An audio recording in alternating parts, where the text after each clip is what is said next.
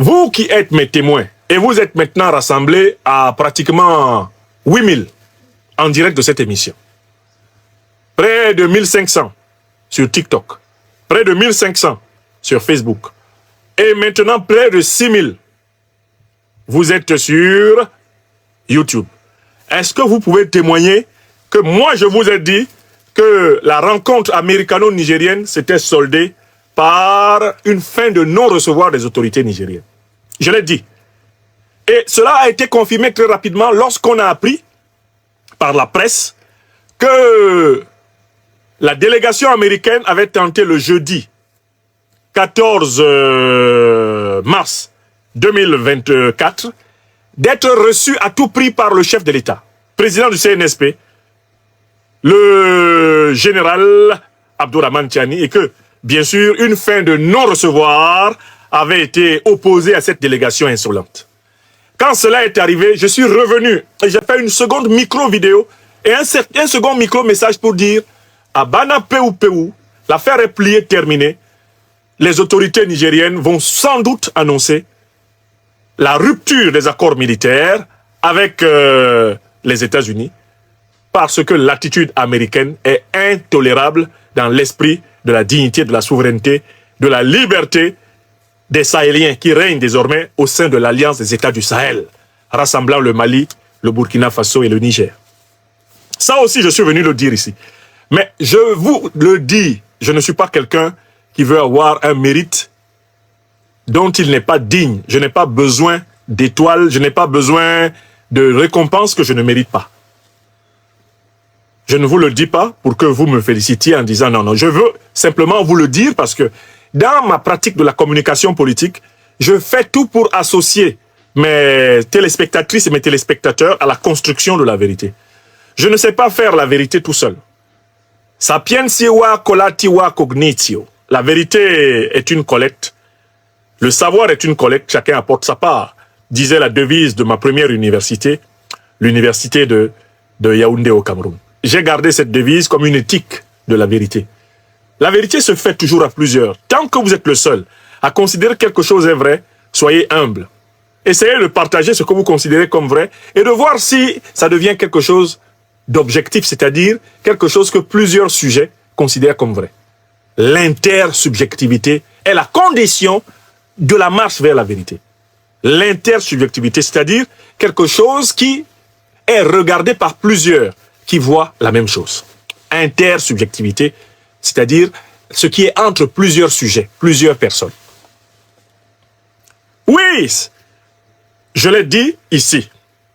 Maintenant, venons-en au contenu du communiqué. Le communiqué est très riche et nous allons l'éplucher étape par étape. D'abord, le porte-parole du gouvernement nigérien, le colonel-major Amadou Abdourahmane Djibo, nous fait apprécier la taille de la délégation américaine qui s'est levée aux États-Unis, qui est partie de Washington pour venir à Niamey. Elle est composée de la sous-secrétaire d'État américaine aux affaires africaines, Madame Molifi. Elle est composée d'un sous-secrétaire à la défense, d'un adjoint du ministre de la Défense des États-Unis. Elle est composée d'un général qui est le commandant des forces américaines, des forces militaires des États-Unis en Afrique, qui sont appelées AFRICOM, un officier noir américain. Et la délégation est composée d'une quatrième personne, une dame, dont le nom ne me revient pas tout de suite. Donc c'était une délégation extrêmement importante. On peut se demander, en regardant la délégation américaine qui a fait le voyage vers Niamey, les 12-13-14 mars 2024, au nom de quoi les États-Unis ont des secrétaires d'État aux affaires africaines? Non, je recommence la question. Il faut que les Africains apprennent à voir ce qu'il y a d'incongru dans l'organisation des systèmes politiques occidentaux. Mais au nom de quoi il y a une secrétaire d'État aux affaires des Africains au gouvernement américain? Qu'est-ce que ça veut dire ça? Au nom de quoi il y a une cellule africaine, une cellule chargée des affaires africaines dans le gouvernement américain? Est-ce que les affaires africaines sont des affaires américaines? Pourquoi l'Afrique n'est-elle pas traitée comme les États-Unis traitent tous les pays étrangers. Est-ce qu'il y a une sous-secrétaire d'État américaine aux affaires asiatiques? Est-ce qu'il y a une sous-secrétaire d'État américaine aux affaires européennes? Est-ce qu'il y a une sous-secrétaire d'État américaine aux affaires latino-américaines? Est-ce qu'il y a une sous-secrétaire d'État américaine aux affaires indiennes, aux affaires chinoises, aux affaires japonaises? Non. Ce n'est que pour l'Afrique qu'on décide de créer une cellule spéciale. C'est-à-dire, en réalité, on décide de reproduire le modèle racial négrier, le modèle colonial et néocolonial et impérialiste quand ça concerne l'Afrique. L'Afrique est l'objet d'un traitement d'exception. Un traitement par conséquent qui ne relève pas de la diplomatie usuelle, de la diplomatie normale.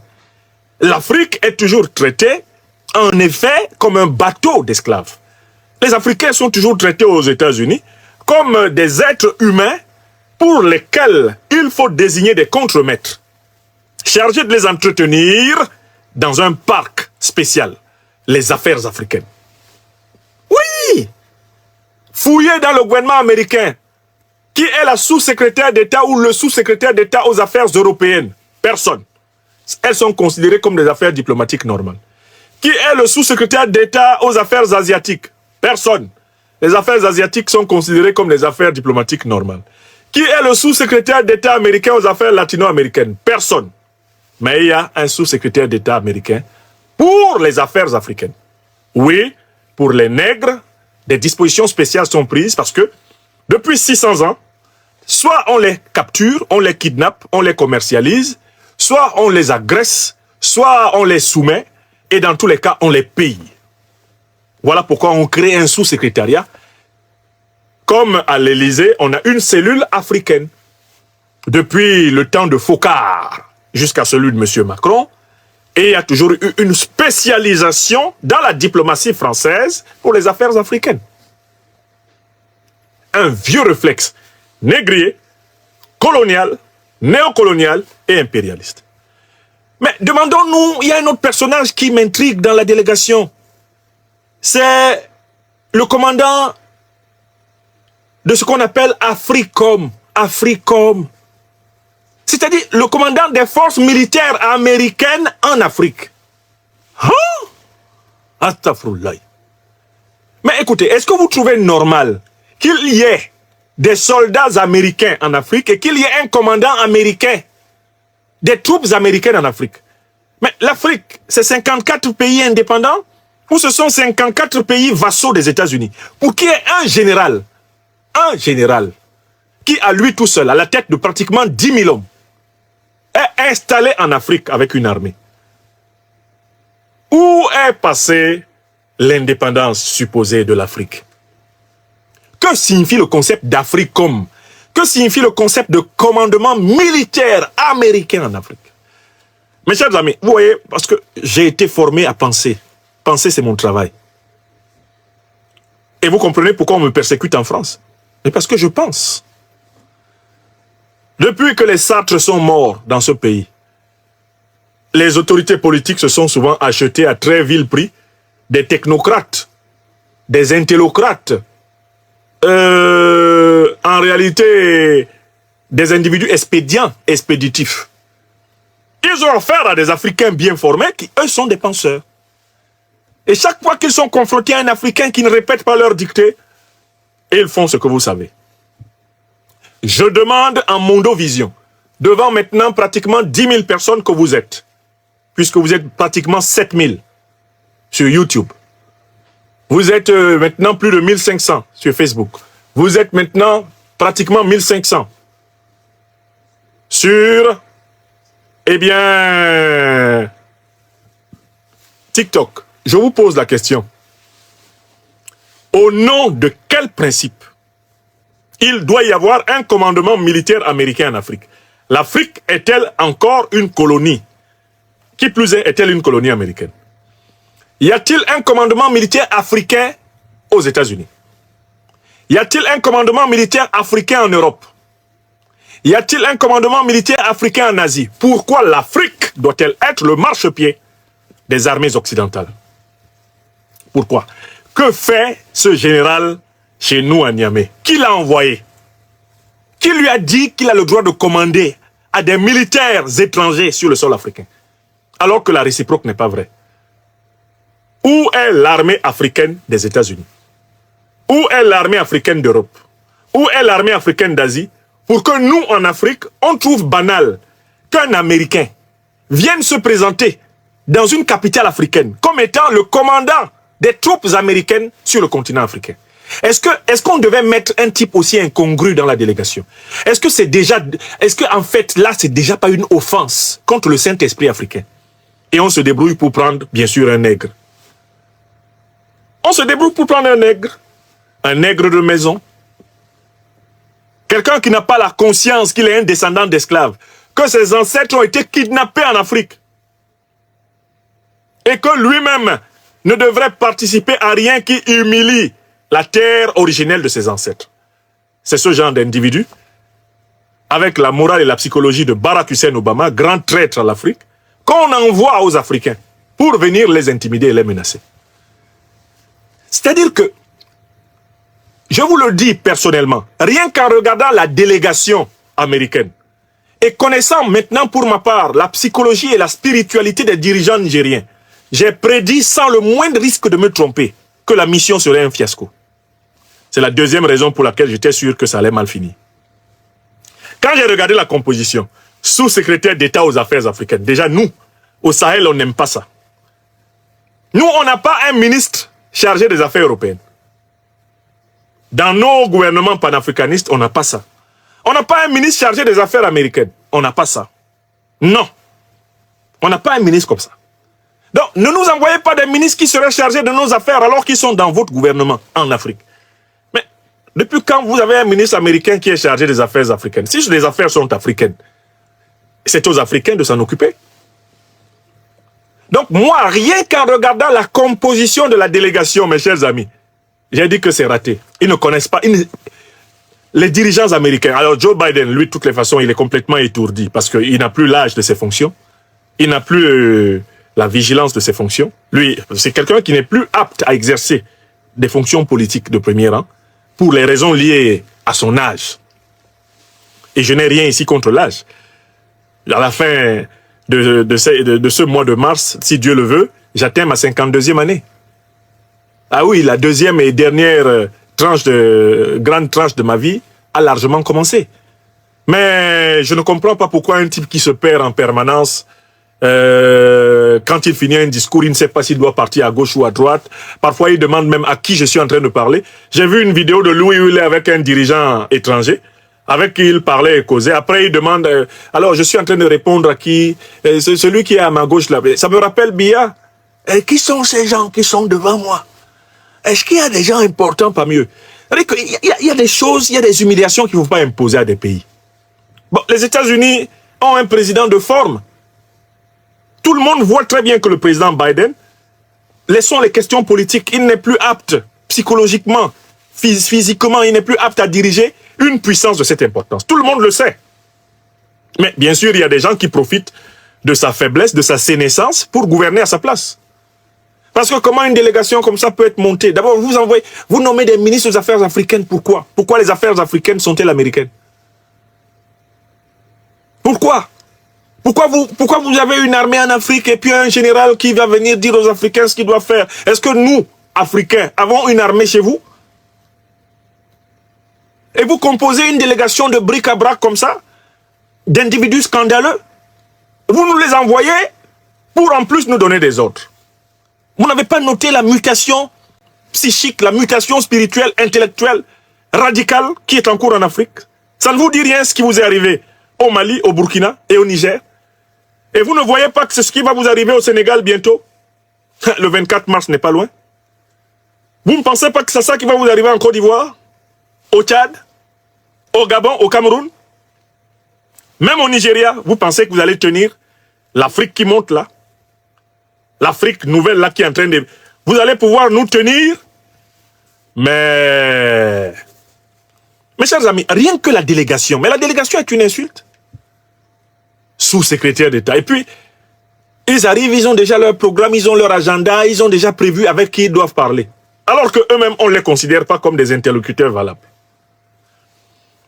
La deuxième chose que nous dit le porte-parole du gouvernement nigérien est très intéressant. C'est que cette délégation américaine est arrivée de façon unilatérale. Que signifie le mot unilatéral? C'est-à-dire qu'on ne les a pas invités. Et en venant, ils n'ont même pas dit pourquoi ils viennent. Supposons, je suis là chez moi. On frappe à la porte. J'ouvre. Eh bien, je ne sais pas, il y a un Scandinave, un Danois qui entre chez moi. Bon, comme je suis un Africain et que je suis bien éduqué, je me dis que c'est peut-être quelqu'un qui a faim ou qui a soif. Donc, laissons-le entrer, qu'il nous dise si il souhaiterait manger un petit bout, parce que bon, il y a à manger à la maison, on peut donner. Et puis le monsieur, il entre, il s'assoit dans mon salon là-bas. Et il commence à me dire que désormais, je dois me lever à 4 heures du matin pour nettoyer ma douche. Et à me dire que, bon, il faut que je range mon bureau tel que lui, il veut. À me dire que, bon, il ne faut pas que je salue ma femme la nuit, seulement dans la journée. Imaginez qu'il y a un Danois, hein, à tout hasard, qui vienne, alors que je pense qu'il est dans le besoin, il entre et puis il se met à me donner des ordres. Mais c'est comme ça qu'ils sont venus au Niger. Madame Molifi et toute sa délégation n'ont pas été invités. Il y a une ambassade du Niger aux États-Unis d'Amérique. Ils n'ont même pas daigné expliquer à l'ambassadeur du Niger aux États-Unis les raisons pour lesquelles il quittait Washington pour venir au Niger. Les autorités nigériennes sont seulement là. On leur annonce que, il y a une délégation américaine qui vient. Mais comme chez nous en Afrique, on dit, il y a un proverbe de chez nous qui dit c'est non qui apporte parole. Non, N-O-N. Nous en Afrique, on n'est pas pressé de dire non. Parce que nos ancêtres nous ont appris que nous sommes les premiers humains. Nous sommes les plus anciens humains et nous devons être les plus hospitaliers et les plus bienveillants des humains. C'est une tradition africaine. Il y a même des villes et des quartiers encore au Mali où vous passez dans la rue, il y a une calebasse avec de l'eau fraîche. De telle façon que si vous avez soif, vous pouvez boire. Oui! En Afrique de l'Ouest en particulier, les traditions africaines ont été fortement bien préservées. Au Mali, chez nous en Afrique, il y a des quartiers, il y a des villes, il y a des villages où de l'eau fraîche est disposée dehors pour le passant. Le passant peut s'arrêter et boire. Donc, au nom de cette hospitalité légendaire de l'Afrique, dont le Niger est un gardien, bon, les Nigériens apprennent qu'il y a des Américains perdus dans un avion qui veulent à tout prix venir au Niger. Bon, les Nigériens disent, bon, on a quand même reçu une certaine éducation, ce sont des êtres humains là. Nous, on n'est pas comme eux, visa par-ci, frontière par-là. Bon, qu'ils viennent et qu'ils nous disent ce qu'ils veulent. Peut-être que, on dit souvent parfois, il ne faut pas flinguer le messager. Il faut écouter son message. Donc, le gouvernement nigérien nous informe que ces gens-là ont quitté Washington. Ils n'ont pas averti l'ambassadeur du Niger aux États-Unis de l'objet de leur visite. Ils se sont contentés d'annoncer qu'ils arrivent le 12, 13, 14 mars, qu'ils seront au Niger. Et c'est quand ils ont atterri qu'on a pris connaissance de leurs intentions. Ils n'ont même pas dit l'objet de leur visite. On aurait pu penser qu'ils venaient comme visiter la belle mosquée d'Agadez, qui date du 15e siècle. On aurait pu penser qu'ils venaient se promener sur le fleuve Niger, contempler les ressacs de notre puissant fleuve national au Niger. On aurait pu penser qu'ils étaient venus visiter les vestiges historiques dont le Niger est rempli et qui peuvent nourrir la curiosité d'un touriste de quelque pays que ce soit, car le Niger est une terre de civilisation ancienne. On aurait pu penser qu'ils étaient venus étudier l'ancien empire, son rail, l'empire du Mali, l'empire du Ghana, qu'ils venaient comprendre comment vivent les Armas, les Haoussa, les Peuls du Niger, qu'ils venaient rencontrer mes frères Touaregs du Niger. Non! Ces gens-là n'ont pas précisé l'objet de leur déplacement. Ils arrivent à Niamey, et quand ils arrivent à Niamey, ils font la liste de leurs courses. Nous devons voir rapidement le gouvernement, et nous devons voir le président Tchani. Hein? Mais ça, c'est pas...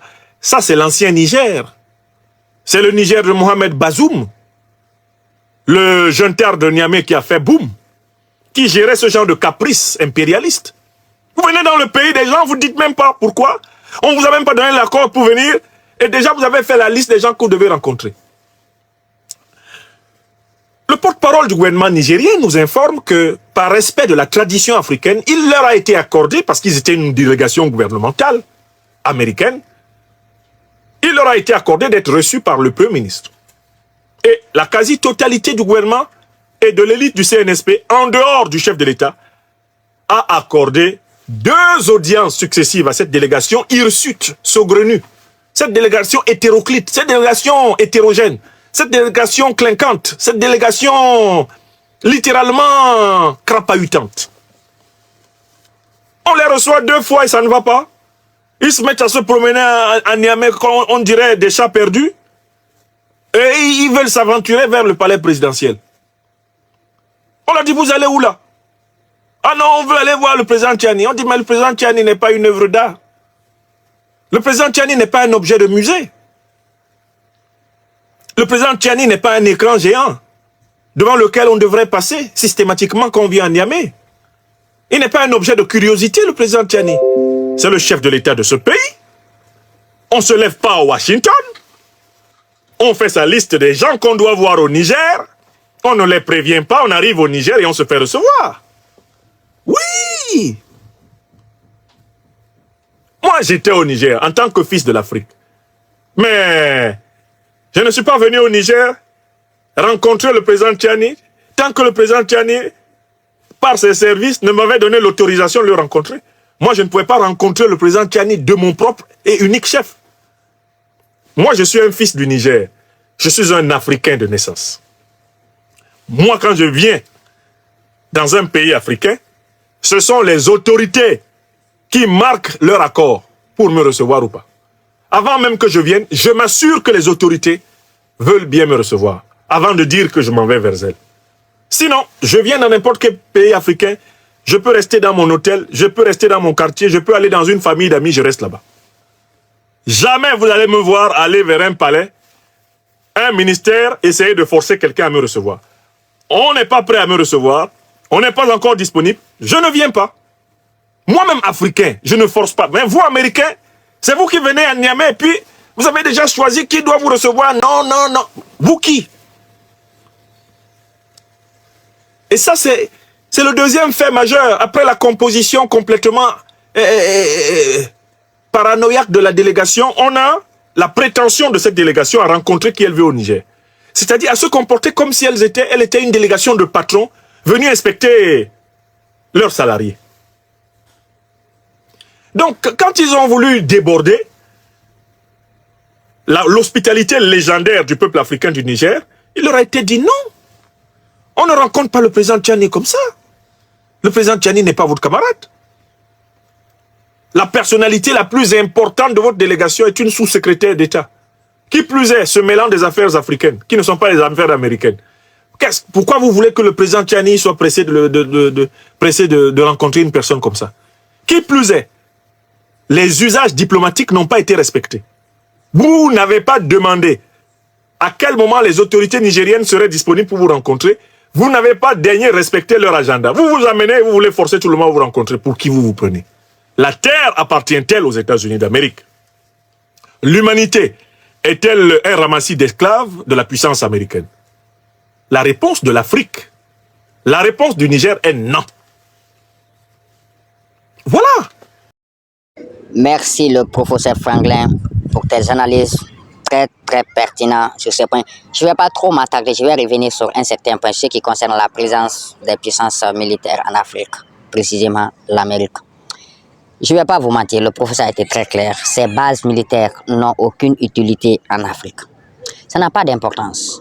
Et pour être plus clair, ces bases militaires sont juste là pour la déstabilisation de ces pays et être prêt à déstabiliser ces pays en cas d'indivergence politique. Comme vous avez tous été témoins, au cas où il y aura des interventions militaires au Niger, ces bases sont juste là pour ça. Vous comprenez? Ils ne sont pas là pour faire face à des problèmes de sécurité dont nous sommes confrontés, d'insécurité dont nous sommes confrontés. Ils ne sont pas là pour ça. Si ces bases sont là, avec tous leurs moyens technologiques, avec leur armement, avec leur savoir-faire, vous pensez qu'ils allaient faire tout ce temps-là en train de combattre ces problèmes d'insécurité au sein même de notre société, de notre religion, sans qu'il n'y a pas eu de solution? Non, jamais. Il y aura forcément une solution. C'est parce qu'ils manquent de vraies volontés. Ils n'ont pas en fait la volonté de nous aider à avoir la paix chez nous. Ils n'ont pas cette volonté. Ils sont juste là par l'hypocrisie, par leur politique de double standard, par leur politique de suprématie. Vous comprenez? Ces gens-là ne sont pas là pour nous. Alors, il est temps que ces gens-là partent. Imaginez si ces gens-là sont pour l'Amérique en tant qu'une grande puissance comme ça. Comment est-ce que tu peux accepter de piller, de voler un pays pauvre, un pays très pauvre comme le Niger? Ça, c'est incompréhensible. C'est des choses qui ne devraient pas être faites, admettre. C'est inadmissible, complètement inadmissible. Comment est-ce que ces grands pays comme ça, vous classez le Niger comme étant l'un des pays les plus pauvres du monde? Mais malgré tout cela, vous continuez à piller de manière astucieuse, de manière ingénieuse ces pays. Mais c'est trop. Cela doit nous faire comprendre que ces gens-là ne sont pas là pour nous aider. Il faut qu'on arrive quand même à prendre conscience et prendre notre destin en main, sachant que personne ne peut nous aider si ce n'est pas nous-mêmes. Si ce n'est pas l'Afrique même, si ce n'est pas l'Africain même, personne ne peut aider l'Afrique à faire sortir ces problèmes d'insécurité, du sous-développement, si ce n'est pas les Africains même, si ce n'est pas nous-mêmes. Voilà, on ne doit plus compter maintenant sur eux, on ne doit plus compter maintenant sur nos frères qui sont avec eux déjà. Nos frères qui sont avec eux déjà, ils sont comme eux. Voilà, ils sont comme eux. Ce n'est pas comme nous.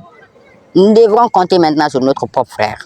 Voilà, nous sommes tout cœur avec le Niger et l'Afrique est prête à accompagner le Niger jusqu'au bout. Cette guerre-là, nous allons la gagner. Nous allons gagner cette guerre-là, quel que soit le temps. On va gagner et notre victoire ne sera pas négociée. On se reprend pour une autre vidéo, les amis. Merci. Maintenant, venons-en au troisième.